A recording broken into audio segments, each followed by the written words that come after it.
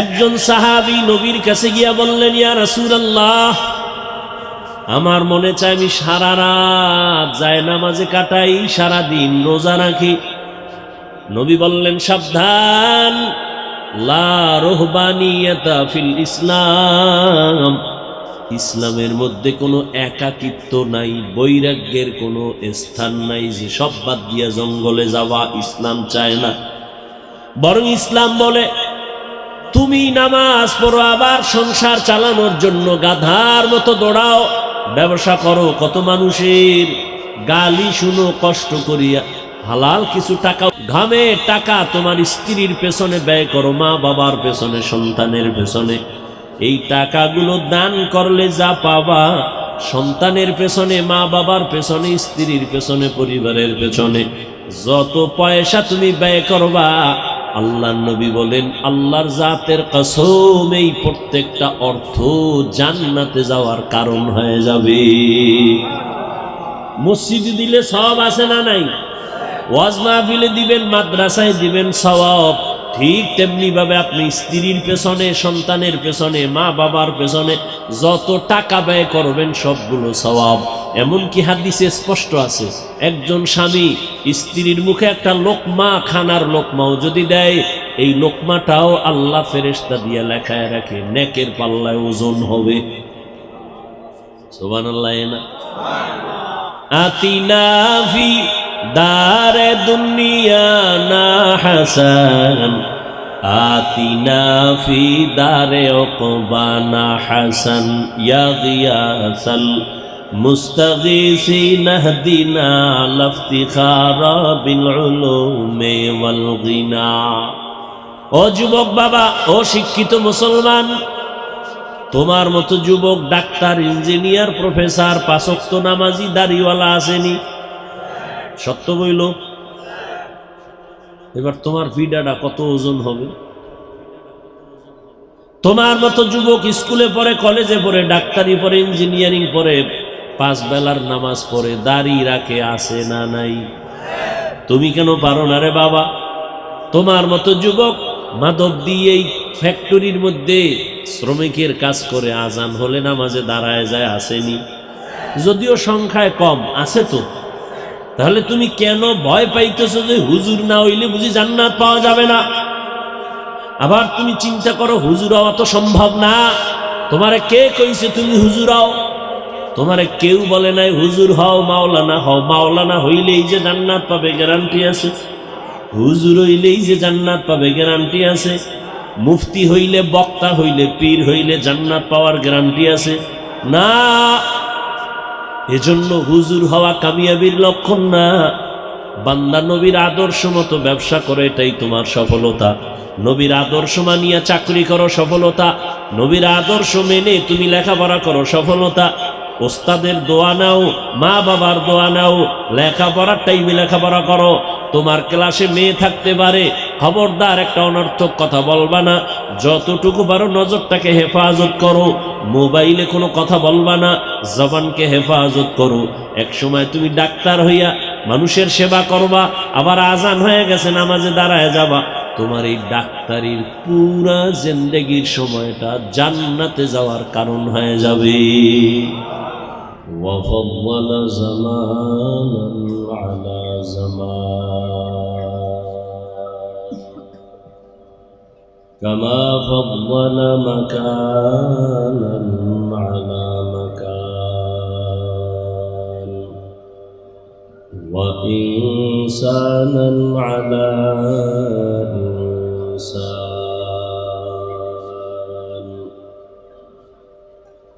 ونشهد أن لا إله إلا الله وحده لا شريك له لا ضد له ولا ند له ولا مثل له ونشهد أن سيدنا ومولانا محمدا عبده ورسوله أرسله بالحق بشيرا ونذيرا وداعيا إلى الله بإذنه وسراجا منيرا. اللهم صل على محمد النبي الأمي وعلى آله وسلم تسليما. وبعد، فأعوذ بالله من الشيطان الرجيم. بسم الله الرحمن الرحيم. وما خلقت الجن والإنس إلا ليعبدون. وقال النبي صلى الله عليه وآله وسلم: لا طاعة لمخلوق في معصية الخالق، أو كما قال النبي عليه الصلاة والسلام. صدق الله مولانا العظيم، وصدق رسوله النبي الأمي الكريم، ونحن على ذلك من الشاهدين والشاكرين والذاكرين، والحمد لله رب العالمين. এই sound clear করো। سبحانك لا علم لنا إلا ما علمتنا إنك أنت العليم الحكيم. رب اشرح لي صدري ويسر لي أمري واحلل عقدة من لساني يفقه قولي. दुर्फशानी ने तेरे कतरों को दरिया कर दिया, दिल को रोशन कर दिया, आँखों को बीना कर दिया। हकीकत खुल जाएगी बवक़्ते इम्तिहा तेरे, कि सुस्ती में या मेहनत में गुजारी जिंदगी तूने। मुहम्मद ने आकर कुफर को मिटाया,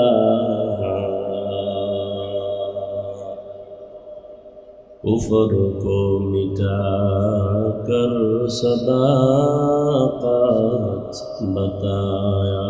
ला इलाहा इल्लल्लाह,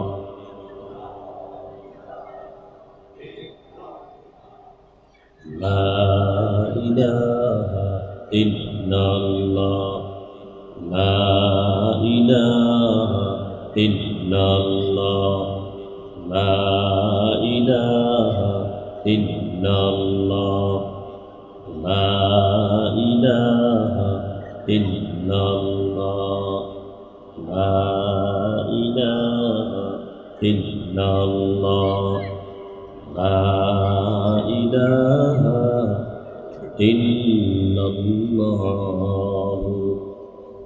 मुहम्मदुर रसूलुल्लाह।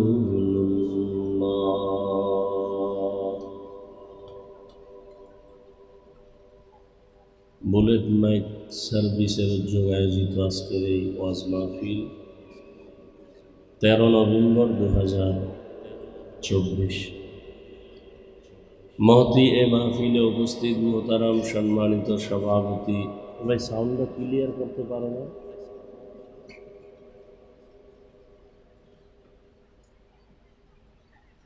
হযরত উলামায়ে কেরাম, বিভিন্ন জায়গা থেকে আগত আল্লাহ পাকের আশিকিন, জাকিরিন, শাকিরিন, মুহিব্বিন, মুরব্বিয়ান এজম, কলিজার টুকরা আমার সমবয়সী যুবক বন্ধুগণ, স্নেহের ছোট ভাই, পর্দার আড়ালে সম্মানিতা মা ও বোনেরা, আল্লাহ পাকের দরবারে লাখো কোটি শুকর যে মহান রব্বুল আলামিন এই ফিতনার যুগে হাজারো মানুষের মধ্য থেকে বাছাই করে আমাদেরকে বরকতি মজলিসে আসা বসার তৌফিক দান করেছেন। নেয়ামতের শুকর আদায়ার্থে ইমানের আওয়াজকে উঁচু করে মহব্বতে সকলেই পড়ি আলহামদুলিল্লাহ। দরুদ ও সালাম সৈয়দুল মুরসালিন রহমতুল লিল আলামিন শফিউল মুজনিবিন খাতামুন নবিয়্যিন সৈয়দুস সাখালাইন ইমামুল মুরসালিন হযরত মুহাম্মদুর রাসূলুল্লাহ সাল্লাল্লাহু আলাইহি ওয়া আলিহি ওয়াসাল্লামের উপর সর্বোপরি শুকর যাদের অক্লান্ত পরিশ্রমের মাধ্যমে আজ সুন্দর আয়োজন, সময় পরামর্শ অর্থ দিয়ে দোয়া করে উপস্থিত হয়ে মাইক লাইট প্যান্ডেলের ব্যবস্থাপনার মাধ্যমে সহযোগিতা যারা করেছেন প্রত্যেককে আল্লাহ পাক খেদমতের বরকতে দুনিয়াতে শান্তি, পরকালে চিরমুক্তির ব্যবস্থা করে দিন। এই সাউন্ডটা গুম গুম করে কেন? সাউন্ডটা স্পষ্ট হয় না কেন বলো তো?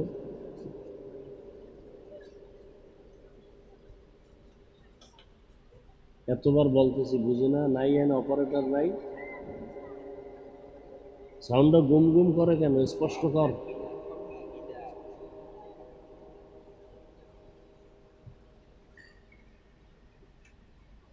মাগরিবের নামাজের পরে আলোচনার মজলিস, আপনারা কর্মব্যস্ত মানুষ, এর মধ্যেও যে আপনারা আসছেন, আল্লাহর হাজারো কোটি শুকর। এই দুনিয়ার কাজের ফাঁকে ফাঁকে নেক আমলও করে নিতে হবে। দুনিয়ার কাজ বন্ধ করে আল্লাহকে ডাকা, এটাও আল্লাহ চান না। বরং আল্লাহ চান যে দুনিয়ার কাজটা আখেরাতের ফাঁকে ফাঁকে করবে, দুনিয়ার কাজটাও যেন আখেরাত হিসেবেই কবুল হয়। সেটা কেমন করে? দুনিয়ার দোকানদারি ব্যবসা করা এটা দুনিয়ার কাজ, চাকরি করা দুনিয়ার কাজ, এটাও আখেরাতের জন্য করা যায় যদি নিয়ত ঠিক থাকে। যে আয়াত আমি তেলাওয়াত করেছি, আল্লাহ পাক বলেন, ওমা খালাকতুল জিন্না ওয়াল ইনসা ইল্লা লিয়াবুদুন, মানুষ আর জিন আমি আল্লাহ সৃষ্টি করি নাই, হ্যাঁ করেছি একমাত্র আমার ইবাদতের জন্য। কার ইবাদত? আল্লাহর ইবাদত। কারণ ইবাদত কি? নবীজি হাদিসে বলছেন, লা তাআতা লি মাখলুকিন ফি মাসিয়াতিল খালিক, আল্লাহকে অসন্তুষ্ট করে পৃথিবীর ভিন্ন কারো আদেশ নিষেধ গ্রহণ করা হারাম। আল্লাহকে বেজার করে মা বাবার কথা মানা হারাম, পীরের কথা মানা হারাম, নেতার কথা মানা হারাম। আল্লাহকে বেজার করে দুনিয়ার কাউকে মানা যাবে না। এক কথায় বলা যায় দুনিয়ার সবাইকে বেজার করা যাবে, কিন্তু আল্লাহকে বেজার করা যাবে না। তুমি রিভাবটা কমাও, কমায় তোমার এই মনিটরের সাউন্ড বাড়াও। দুনিয়ার সবাইকে বেজার করা গেল, কাকে বেজার করা যাবে না? আল্লাহ।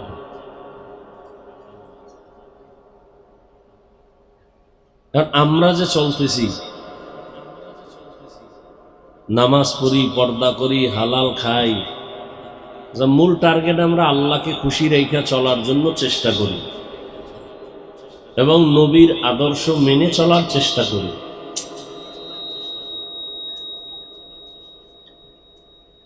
তোমাকে অপারেটর কই?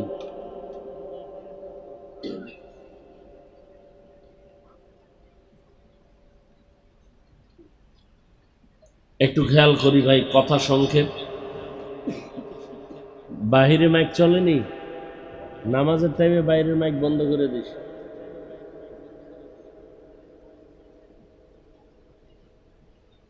আমরা যে আল্লাহকে রাজি করে চলতেছি, চেষ্টা করি, পরিপূর্ণ পারি নাই।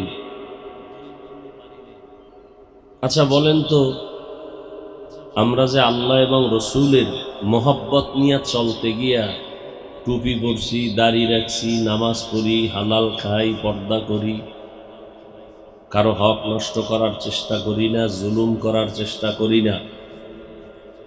আর আপনারা যারা আল্লাহ এবং রসুলের লাইন বাদ দিয়া চলতেছেন দুনিয়া পাওয়ার জন্য, আজান শুনতেছেন, নামাজ পড়েন না, পর্দা করেন না, হালাল খাইতে সুযোগ আছে খান না, চাইলে পারেন দাড়ি রাখতে, রাখেন না। বলেন তো, তা আমরা যারা আল্লাহকে এবং নবীকে খুশি করিয়া চলতেছি, শুধু আমি না, আমাদের লাইনে ব্যবসায়ী নাই, বলেন চাকরিজীবী নাই, RAB, army, police, BDR, professor, engineer, doctor, অভাব নেই। তাহলে আমাদের নবী এবং আল্লাহকে ঠিক রাইখাও তো ব্যবসা করা যায় না, যায় না, বাস আর কোনো ওয়াজের দরকার নাই।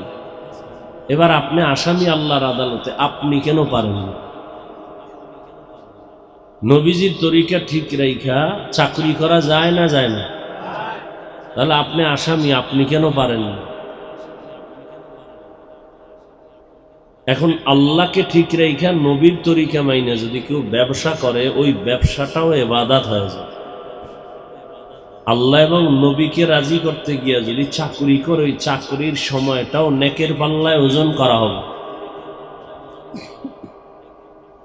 এজন্য আল্লাহ বলেন, আমি মানুষকে একমাত্র ইবাদতের জন্য পাঠাইছি, আর কোনো কাজ নাই। ইবাদত মানে অনেকে মনে করি রাতে তসবিহ টানা, জায়নামাজে বসে নামাজ পড়া, দিনের বেলা রোজা রাখা। না, মুমিন দুনিয়াতে আসা থেকে মৃত্যু পর্যন্ত যা করবে সব ইবাদত। তবে দুই শর্ত, আল্লাহকে রাজি করে করতে হবে, নবীর আদর্শ অনুযায়ী করতে হবে। কার আদর্শ ভাই? নবীর আদর্শ। আচ্ছা এবার আমাকে একটু বলেন, নবীর আদর্শ ঠিক রেখে নামাজ পড়বেন ইবাদত, নবীর আদর্শ বাদ দিয়া নামাজ পড়বেন বিফল, কোনো লাভ নেই। ও নামাজ ভ্যালুলেস, ও নামাজ আল্লাহর কাছে যাবে না। নবীর তরিকা বাদ দিয়া রোজা রাখবেন, কবুল হবে না। নবীর তরিকা বাদ দিয়া কোরআন তেলাওয়াত করবেন, কবুল হবে না। আর নবীর তরিকা ঠিক রেখা নামাজ না, বাথরুমে যাবেন, এটাও ইবাদত হবে। দেখেন তো নবীর তরিকা বা আদর্শ কত পারফেক্ট, কত সুন্দর। একটা মানুষ আঙ্গুলের নখগুলো কিভাবে রাখবে, কিভাবে কাটবে, জানা থাকলে একটু বলেন। নবীজির এই ক্ষেত্রে কোনো আদর্শ আছে? আছে। পৃথিবীতে আর দ্বিতীয় কোনো ব্যক্তির একজনের নাম বলেন তো।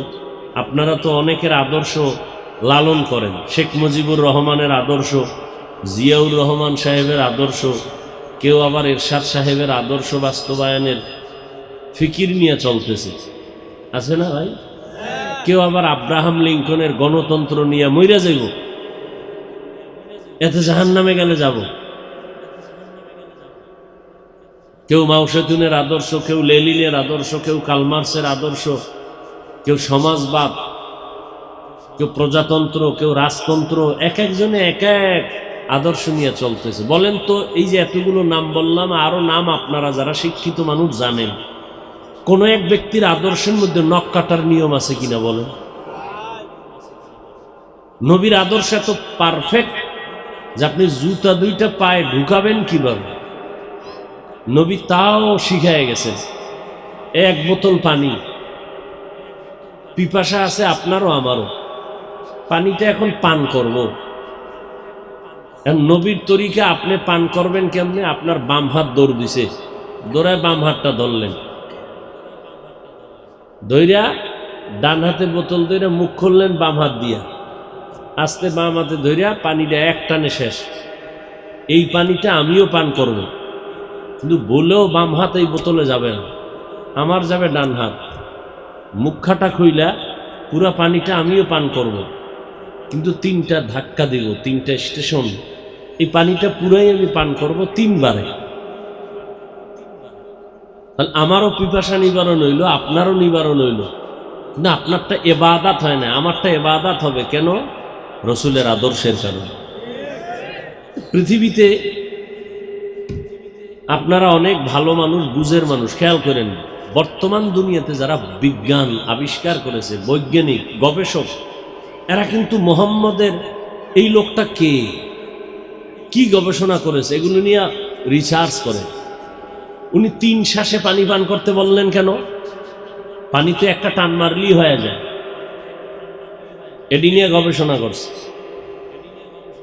বিজ্ঞান ও কোরআন, বিজ্ঞান ইসলাম, এ নামে বহু কিতাব আছে বাংলায়, খুব খেয়াল করে পারলে কিনে পড়েন। বিজ্ঞান আবিষ্কার করছে মুহাম্মদ কেমন এক মনীষী, কেমন একজন আদর্শের নেতা, যে পানি পান করার ক্ষেত্রে 3 শ্বাসে করতে বললেন কেন? রিসার্চ করে দেখছে যে পানি যদি 1 শ্বাসে পান করে, ওই পানিটা যেখানে পৌঁছার ওখানে গিয়ে আটকায় যায়। দেখেন পানি, আমাদের ওই ধাঁধা আছে, ধাঁধা কয় কাটা বনে আটকায় না, দ্রুত দৌড়ায়, এটা কি বলতো? এটা ধাঁধা, কয় পানি। কিন্তু সেই পানিটা এখানে গিয়ে আটকায় যায়, যায়নি? কথা বলেন না কেন? গলায় আটকায়নি? চিন্তা করেন তো কারণ কি?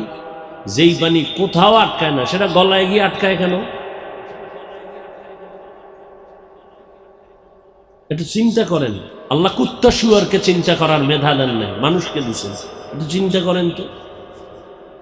এই জন্য বৈজ্ঞানিকরা, গবেষকরা, ডাক্তারেরা না, এরা বেলাইনে থাকলে তাড়াতাড়ি ইসলাম নিয়ে নেয়। কেন?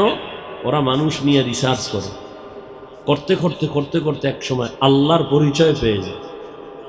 ওই যে 100 মনীষীর একটা বই আছে, যুবক বাবারা জীবনটা তো শেষ করে দিলা, ভবিষ্যৎ নিয়ে তোমার চিন্তা নাই। একটা গরু সামনে যা পায় তাই খায়, কুত্তা যা পায় তাই খায়, ওর ভবিষ্যৎ কি হবে চিন্তা নাই। তুমি তো মানুষ, তোমার তো চিন্তা করতে হবে, আমি যা পাই তাই খাবো না, আমি খাইলে আমার শরীরের জন্য কোনটা ভালো হবে কোনটা খারাপ হবে ভেবে খাইতে হইবে। কারণ তোমার সামনের জীবন আছে, তুমি একা না, তোমার উপরে তাকায় আছে তোমার মা, তোমার বাবা, ভবিষ্যৎ জীবনে তোমার স্ত্রী, তোমার পরিবার, তোমার সমাজ, তোমার রাষ্ট্র, তোমার পুরা দুনিয়া তোমার দিকে তাকায় আছে, তোমার থেকে অনেক কিছু চায়, আর তোমাকে দেওয়ার মতো সে মেধা আল্লাহ দিয়েছেন। অতএব তুমি কুত্তার মতো, শুয়ারের মতো, গরুর মতো খাইলে হবে না। তোমার খাওয়ার আগে চিন্তা করতে হবে এই খানাটা আমার জন্য, আমার শরীরের সাথে অ্যাডজাস্ট হবে কিনা, না ক্ষতি হবে। ভালো ভালো ভালো ভালো মানুষগুলো চেহারায় এত সুন্দর, কিন্তু ইদানিং দেখলাম 15-16 বছর এরা দুনিয়ায় আসিল না, সব মাটির তলে আসিল। ইসরাফিল সিংহায় ফু দিয়েছে, সব আইয়া আজির। বুঝেন না কথা? তো দেখলাম এত সুন্দর চেহারা দেখছি 15 বছর আগে, এখন তাকানোই যায় না। কারণ কি? 15 বছর আর কি বেশি খারাপ। পরে চিন্তা করলাম, এটি হারা জীবন খাইছে মদ, গাঞ্জা, বিড়ি, এগুলি খাইলে মানুষের পুরা চেহারা নষ্ট হয়ে যায়। আল্লাহর ফিডা তো আছে, ওটা ভিন্ন। দুনিয়াতেই তার চেহারা কি হয়ে যায় বলে না? এই যুবক, তোমার চেহারা তুমি মনে করতেছো প্রিন্স, তোমার চেহারা নষ্ট। ডাক্তারের কাছে যাও, তোমার চোখের পাওয়ার গত বছরের তুলনায় যথেষ্ট পরিমাণ কমে গেছে। তোমার হার্ট কিন্তু আগের তুলনায় দুর্বল, তোমার খবর নেই। হঠাৎ করে দেখবা বুকে ব্যথা, আমাকে ধর বইনা পইরা যাবি, শেষ। কেউ ধইরা দেখবে তুই নাই। চোখে ব্যথা বেড়ে গেছে, মাথা ব্যথা আগের তুলনায় বাড়ছে, পেট ব্যথা আগের তুলনায় বেড়ে গেছে। যার অবস্থা তো সে জানে। চেহারা নষ্ট, কারণ কি? গুনাহ করলে চেহারা নষ্ট হয়। আর যে সমস্ত গুনাহ তোমরা করো মোবাইলের দ্বারা,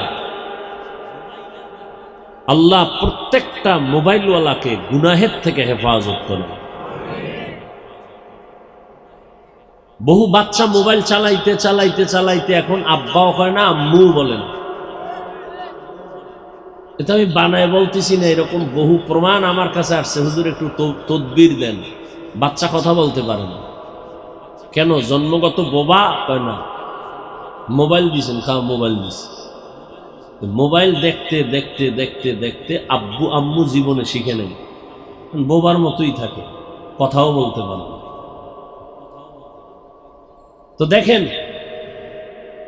আমরা নবীর তরিকা যারা মানি, বলেন তো আমরা একবেলা কম খাই, তাহলে আপনি নবীর তরিকা বাদ দিয়া কতদূর আগাইছেন আর আমি কতটুকু পিছনে পড়েছি, এই জিনিসগুলো একটু ভাবেন।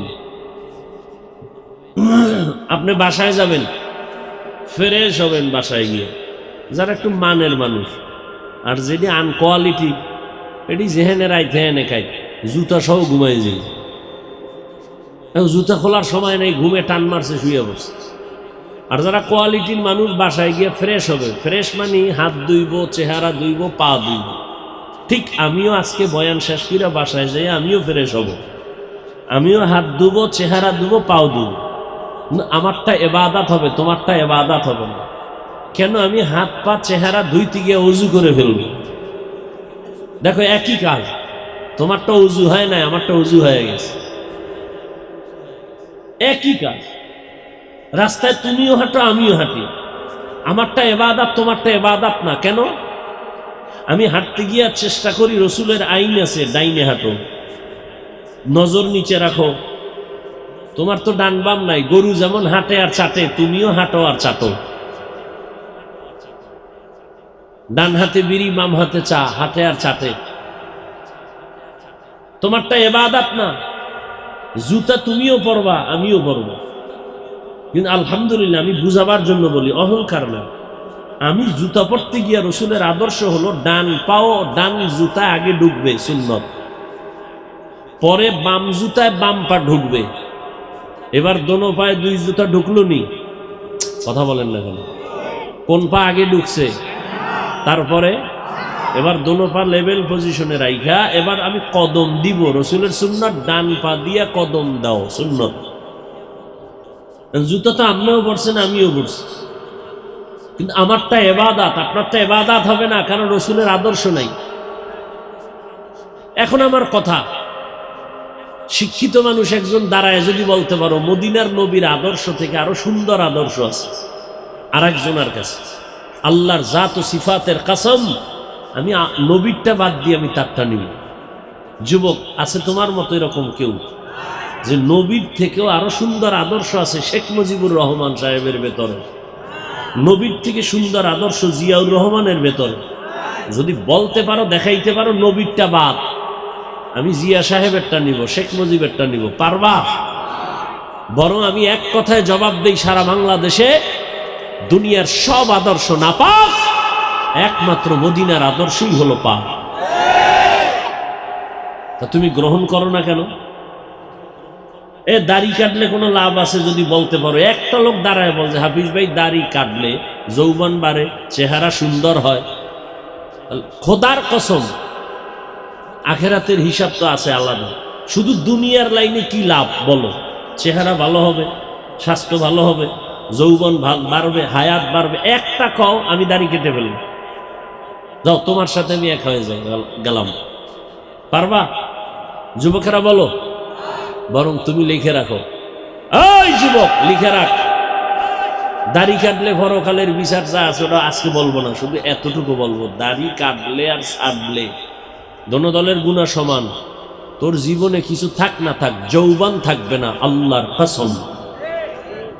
তোদের দাড়ি কাটা যেদিন থেকে শুরু, হারবাল কোম্পানিও সেদিন থেকে শুরু।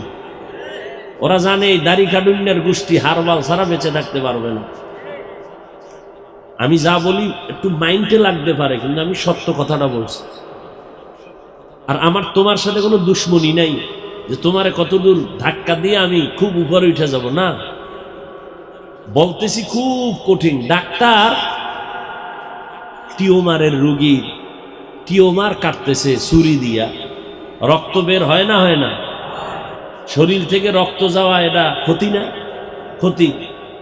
রোগী যদি মনে করে এ ডাক্তার আমার দুশ্মন, আমার শরীরে রক্ত নষ্ট করতেছে, আমারে ছুরি দিয়া কাটতেছে, আসলে কি দুশ্মন? বরং ডাক্তার তোমার স্থায়ী সমাধান চায়, শান্তি চায়, সুস্থতা চায়। তো কথা যদি একটু কর্কশ বলি বা মনে আঘাত লাগতে পারে, তো উদ্দেশ্য ক্ষণস্থায়ী না, চিরস্থায়ী জীবনে জান্নাতে শান্তিতে থাকতে চাই, আল্লাহর মোহাব্বত নিয়ে রসুলের সাথে জান্নাতে থাকতে চাই, অন্য কিছু না।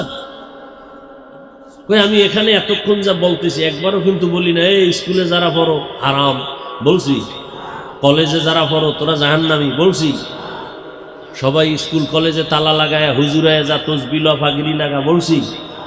বলি না। বরং সারা দেশে আমি আরো সাহস দেই, স্কুলে পড়ো, কলেজে পড়ো, চাকরি করো, ব্যবসা করো, কোনো বাধা নাই।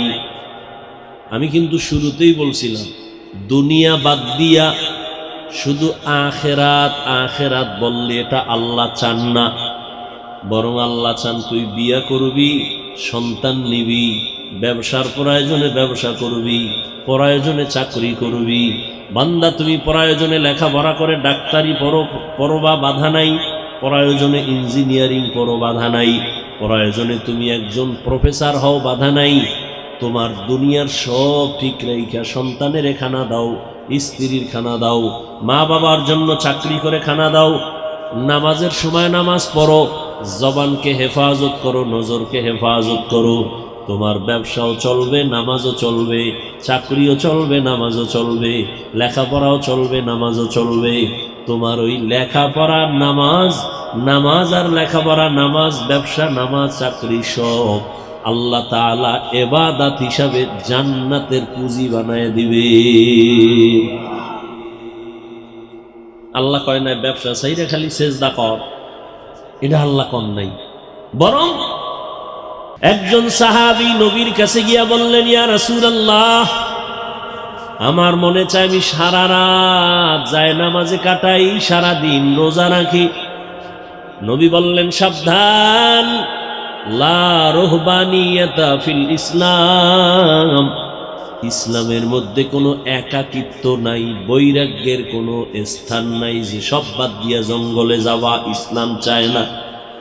বরং ইসলাম বলে তুমি নামাজ পড়ো, আবার সংসার চালানোর জন্য গাধার মতো দৌড়াও, ব্যবসা করো, কত মানুষের গালি শুনো কষ্ট করিয়া, হালাল কিছু টাকা, ঘামে টাকা তোমার স্ত্রীর পেছনে ব্যয় করো, মা বাবার পেছনে, সন্তানের পেছনে। এই টাকাগুলো দান করলে যা পাবা, সন্তানের পেছনে, মা বাবার পেছনে, স্ত্রীর পেছনে, পরিবারের পেছনে যত পয়সা তুমি ব্যয় করবা, আল্লাহর নবী বলেন আল্লাহর জাতের কসম, এই প্রত্যেকটা অর্থ জান্নাতে যাওয়ার কারণ হয়ে যাবে। মসজিদে দিলে সওয়াব আছে না নাই? ওয়াজ মাহফিলে দিবেন, মাদ্রাসায় দিবেন, সওয়াব। ঠিক তেমনি ভাবে আপনি স্ত্রীর পেছনে, সন্তানের পেছনে, মা বাবার পেছনে যত টাকা ব্যয় করবেন সবগুলো সওয়াব। এমনকি হাদিসে স্পষ্ট আছে, একজন স্বামী স্ত্রীর মুখে একটা লোকমা, খানার লোকমাও যদি দেয়, এই লোকমাটাও আল্লাহ ফেরেশতা দিয়ে লেখায় রাখে, নেকের পাল্লায় ওজন হবে। সুবহানাল্লাহ। না আতিনা ফি দারে দুনিয়া না হাসান, আতিনা ফি দারে উকবা না হাসান, ইয়া গিয়াসাল মুস্তাগীসিন ইহদিনা লাফতিখারা বিল উলুমি ওয়াল গিনা। ও যুবক বাবা, ও শিক্ষিত মুসলমান, তোমার মতো যুবক ডাক্তার, ইঞ্জিনিয়ার, প্রফেসর, পাঁচ ওয়াক্ত নামাজি, দাড়িওয়ালা আসেনি? সত্য বইল। এবার তোমার ভিডাটা কত ওজন হবে? তোমার মতো যুবক স্কুলে পড়ে, কলেজে পড়ে, ডাক্তারি পড়ে, ইঞ্জিনিয়ারিং পড়ে, 5 বেলার নামাজ পড়ে, দাড়ি রাখে, আছে না নাই? তুমি কেন পারো না রে বাবা? তোমার মতো যুবক মাদক দিয়ে এই ফ্যাক্টরির মধ্যে শ্রমিকের কাজ করে, আজান হলে নামাজে দাঁড়ায় যায়, আসেনি? যদিও সংখ্যায় কম, আছে তো। তাহলে তুমি কেন ভয় পাইতেছো যে হুজুর না হইলে বুঝি জান্নাত পাওয়া যাবে না? আবার তুমি চিন্তা করো, হুজুর হওয়া তো সম্ভব না। তোমারে কে কইছে তুমি হুজুর হও? তোমারে কেউ বলে নাই হুজুর হও মাওলানা হও, মাওলানা হইলেই যে জান্নাত পাবে গ্যারান্টি আছে? হুজুর হইলেই যে জান্নাত পাবে গ্যারান্টি আছে? মুফতি হইলে, বক্তা হইলে, পীর হইলে জান্নাত পাওয়ার গ্যারান্টি আছে? না। এজন্য হুজুর হওয়া কামিয়াবির লক্ষণ না। বান্দা নবীর আদর্শ মতো ব্যবসা করে, এটাই তোমার সফলতা। নবীর আদর্শ মানিয়া চাকরি করো, সফলতা। নবীর আদর্শ মেনে তুমি লেখাপড়া করো, সফলতা। ওস্তাদের দোয়া নাও, মা বাবার দোয়া নাও, লেখাপড়ার টাইমে লেখাপড়া করো। তোমার ক্লাসে মেয়ে থাকতে পারে, খবরদার একটা অনর্থক কথা বলবা না। যতটুকু পারো নজরটাকে হেফাজত করো। মোবাইলে কোনো কথা বলবা না, জবানকে হেফাজত করো। এক সময় তুমি ডাক্তার হইয়া মানুষের সেবা করবা, আবার আজান হয়ে গেছে নামাজে দাঁড়ায় যাবা। তোমার এই ডাক্তারির পুরা জিন্দেগির সময়টা জান্নাতে যাওয়ার কারণ হয়ে যাবে। সবাই কি মুফতি হওয়া সম্ভব নেই? আল্লাহ তো কত দয়ার মালিক, জান্নাতে যাওয়ার রাস্তা অনেকগুলো খুলে রাখছে। শুধু হুজুর ওই জান্নাত পাবে এই কথা না, সবার জন্য জান্নাতের দরজা খোলা। তবে লাগবে নবীর আদর্শ, লাগবে আল্লাহর মোহাব্বত। নবী ব্যবসা করে দেখাইছেন, নবী চাকরি করে দেখাইছেন। নবী আল্লাহর মোহাব্বতে কেমনে ব্যবসা করা যায়? ও ব্যবসায়ী, তুমি ব্যবসা করো, দোকানে সাইনবোর্ড লাগাও, বিক্রি করা মাল অবশ্যই ফেরত নেওয়া হয়। আর তুমি সাইনবোর্ড লাগাইছো উল্টা, বিক্রিকৃত মাল ফেরত নেওয়া হয় না। নবী কয় লিখবি হয়। কেউ যদি ঠেকায় পইরা টাকা চায়, মাল দেয়, তোর দিনটা একটু কষ্ট লাগবে, কষ্ট নিবি না, টাকাটা খুশি মনে ফিরায় দিবি। নবী বলেন ওই মালটা দান করার সমান সওয়াব পেয়ে যাবি। আর আমি নবীর থেকে একটা ঘোষণা দিই, শোন। ক্বালান নবী সাল্লাল্লাহু আলাইহি ওয়া আলিহি ওয়াসাল্লাম আত-তাজিরুস সুদুকুল আমিন মা'আন নাবিয়্যিনা ওয়াস-সিদ্দীকিনা ওয়াশ-শুহাদা। কিয়ামতের দিন সততার সাথে ব্যবসা যদি করো, কাস্টমারের যদি ধোঁকা না দাও, মিথ্যা কথা না বলো, 2 নাম্বারই না করো, মিথ্যা কথা বইলা যদি ব্যবসা না করো, কাস্টমারের ধোঁকা না দাও, আমি নবীর সাথে তুই জান্নাতে থাকবি।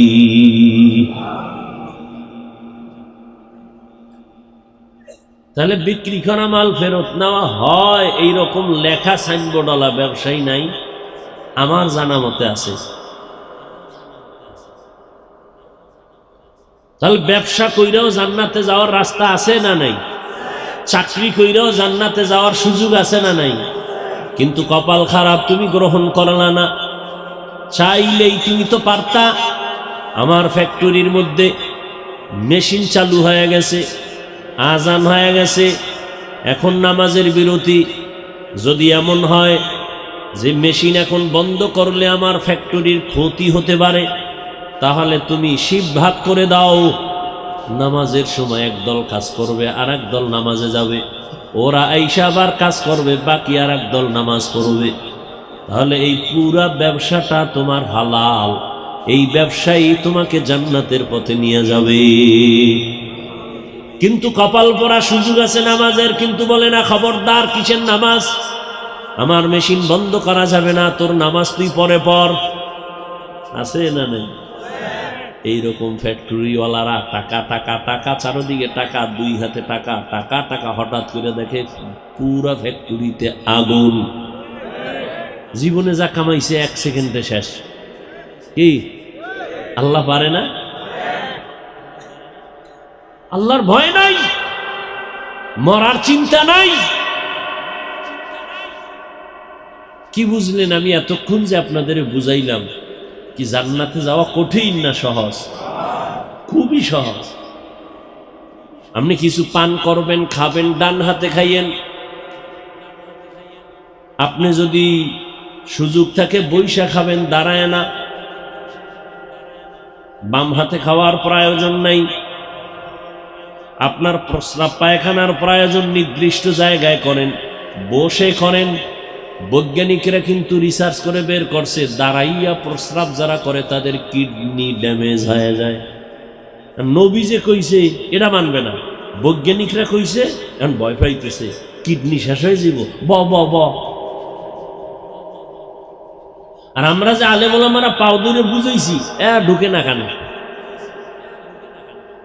হুজুরগো মানতে চায় না। আল্লাহ চাইলে তুমি করবা কি? হুজুরগো কথা শুনবি না, ওই বেঈমানদের দিয়া আল্লাহ শুনাইতেছে। কই যাবি?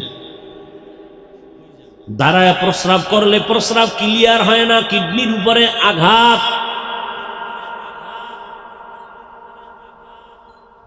আহা, তোমরা এখন মোবাইল চালাও, সবার হাতে মোবাইল, গুগলে দুইটা মাঝে মাঝে এগুলো দেখ, সব তথ্য আছে গুগলে। তুমি আকাম দেখো কেন? কাজের দিক দেখলেও তো তোমার হায়াতে শেষ করতে পারবা না। ভালো ভালো তথ্য আছে, লেখবা কাগজে। তুমি একটা ভালো যুবক হও, একটা গবেষক হও, ভালো একটা লেকচারার হও, তথ্যবহুল আলোচনা করো। এই বেটা, তোদের মনে চায় ভিডেইতে এই যে সার্জিস নামের যুবক ছেলেটা আছে না, তোর এই পুরা মাদবদীর 14 গোষ্ঠী এক পালায় ওজন দিলে সার্জিসের সমান হবে। ওরে আল্লাহ স্বর্ণ দিয়ে বানাইছে। ও কি ইন্ডিয়ার থেকে আসছে, আসমান থেকে আসছে? তো ও তো তোর মতো যুবক, তোর মতো পচা পায়খানা খায় নাই। প্রত্যেকটা মানুষ উপরে উঠার জন্য তার চরিত্র মূল সম্পদ, আর ধ্বংস হওয়ার জন্য চরিত্র ধ্বংস, এটাই মূল কারণ। চোখের সামনে দেখতেছো কি পরিমাণ মেধা, কি পরিমাণ মেধা, এটা তো তোমার মধ্যেও আছে। তুমি সারা রাত মোবাইল নিয়ে আকাম করবা, মেধা থাকবে কেমনে? মা বাবার সাথে বেয়াদবি, শিক্ষকের সাথে বেয়াদবি, আলেমদের সাথে বেয়াদবি, তো দুনিয়াতে মরার আগেই জুতা খাইয়া মরা লাগবে। তোমার কপাল এরকম। কারো জুতা গালে লাগে আর কারো জুতা পায়ের তলে থাকে, এর নাম কপাল।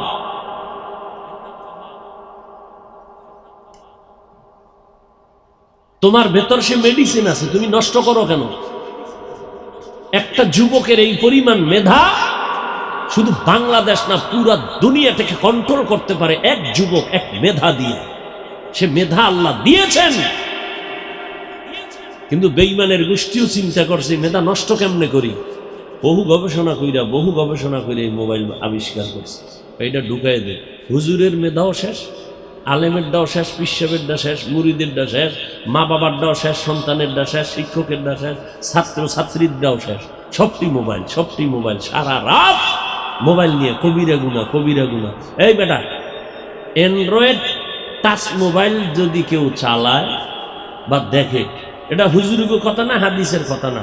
তোমার কাছে প্রশ্ন, তুমি এই জবাব গুগল থেকে বের করবা। টাচ মোবাইল দেখলে শরীরের অঙ্গের কি কি ক্ষতি হয়, আজকে গুগলে বের করবা। ওখানে কোনো হুজুর নাই, সব তোমগো গার্ডিয়ান, টাই প্যান্ট শার্টওয়ালারা ওখানে গবেষণা করে সব দিয়ে রাখছে টাচ মোবাইলে কি কি ক্ষতি হয়। অথচ তুমি জানো, অনেকে জানে, এরপরও করে। সারাদিন তাকায় থাকে। চোখের ক্ষতি, হার্টের ক্ষতি, ব্রেনের ক্ষতি, সব জানে। মোবাইল ব্রাস্ট হয়ে গেছে, পাশে তুইয়া ঘুমাইছে, ব্রাস্ট হয়ে গেছে, মানুষও মারা গেছে। যায় নাই? কিছু যুবক রাস্তায় ল্যাংটা ঘুরে মোবাইলের গেমস খেলতে খেলতে পাগল হয়ে গেছে। আমি বানায় বলতেছি। কালকের ঘটনা দেখছো? ফেসবুকের গোলামেরা প্রিন্সের মতো ছেলেটা, 20 বছর নাকি বয়স, বগুড়া, মায়েরে জবাই করছে, দেখছো? হ্যাঁ, কেন মায়েরে মারছে? জান্নাতে যাওয়ার জন্য। একটা মাইয়ার সাথে প্রেম করে টাকা লাগবে। এখন ফলাফল কি হইল? ওই মাইয়াও পাইল না, আর মায়েরও পাইল না, আর জীবনটা যাবে জেলে, শেষ পর্যায়ে হবে ফাঁসি। এটাই তো। তুমিও তো ওই পথে চলতেছ। একজনকে পাইতে গিয়ে আর একজনকে জবাই করো, পরিণাম ফল দোনোটা জেলখানায়, এক পর্যায়ে ফাঁসি।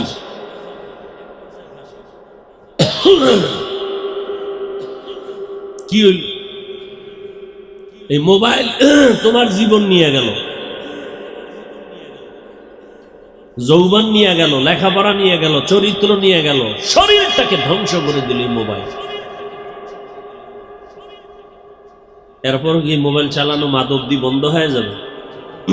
বলবে হুজুরের কথা হুজুরে বলছে, সত্য কথাই বলছে, তবে এটা ধীরে ধীরে লাইনে আনতে হবে। খুব যুক্তির কথা বললে কত ধীর, বলে মরার আগে আগে দেখি কি করা যায়। ব্যাস, ওই যে লোভে পাপ, পাপে মৃত্যু। দেখতেছে এই মোবাইলের গেমস খেলে কয়েকটা পাগল হয়ে গেছে, এরপরও খেলে। মাদবদির ছেলে ঘরে বইয়া রুমের মধ্যে মোবাইলে জুয়া খেলে, কক্সবাজারের ছেলের সাথে খেলেনি। সবটি চোর, মায়ের টাকা চুরি করে, বাবারটা চুরি করে। ওই মায়ের দ্বারা টাকা চাইছে, যখন দেয় নাই, মা তরকারি করতেছিল, এটার মাইরা ফ্রিজের মধ্যে ঢুকাইছে, এরপরে নিজে আলমারি কোপাইয়া, এরপরে সাংবাদিকের কয় ডাকাইতেছে, বাবারে ফোন কয় তাড়াতাড়ি মায়েরে ভাই না কই গেছে। সত্য কি সাফার হইছে? দুনিয়া খুব কঠিন হয়ে গেছে, খুব কঠিন। পৃথিবীর কোন মাস্তানি করে টিকতে পারবে না, সে দুনিয়াটা এত কঠিন হয়ে গেছে। 9 মাস আগে একটার মাইরে ফেলাইছে, 9 মাস পর কেমনে কেমনে কেমনে কেমনে মোবাইলের মেমোরি ধৈর্য টৈর্য বাইর করে ফেলাইছে।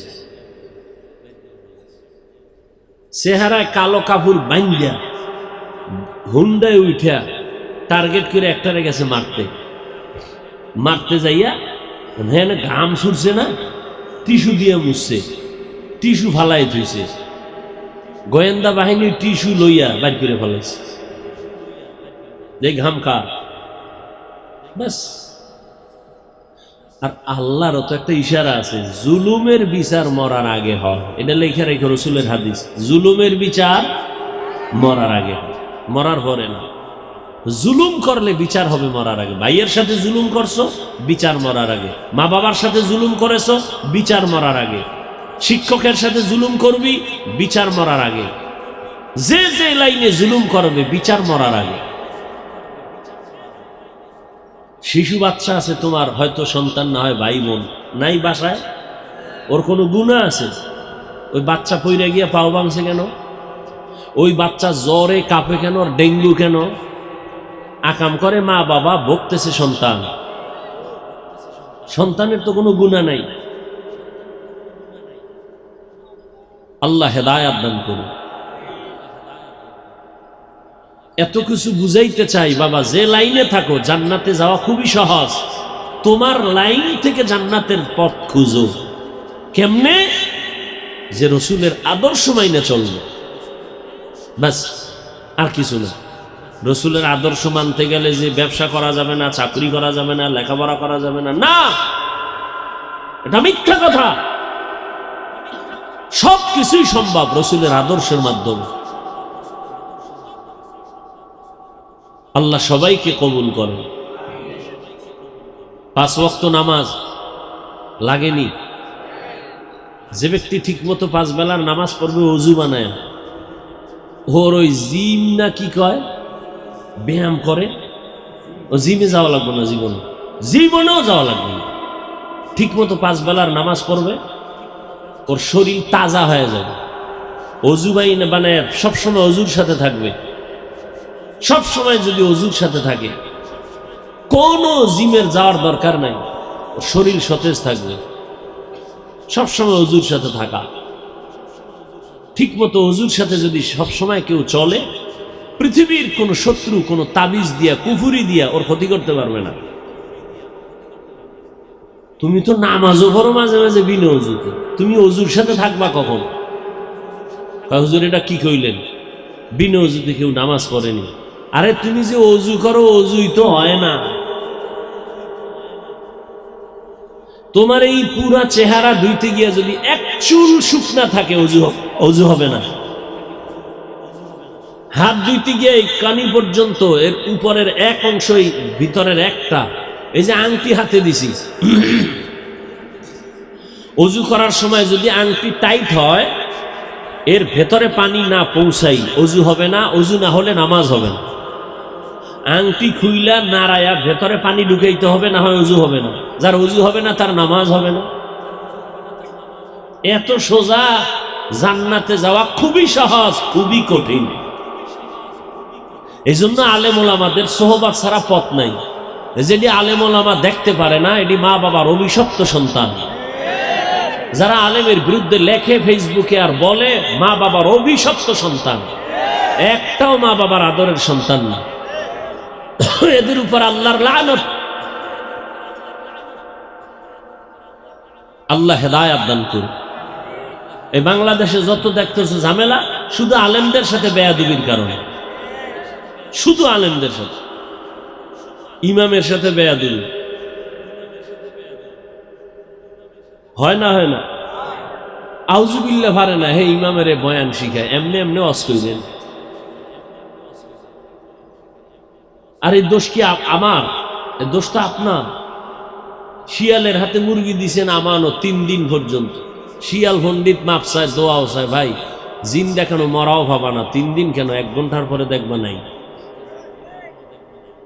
তো ধর্মের চাবি সুদখোর আর বেনামাজির হাতে দিলে তাই তো হবে কি?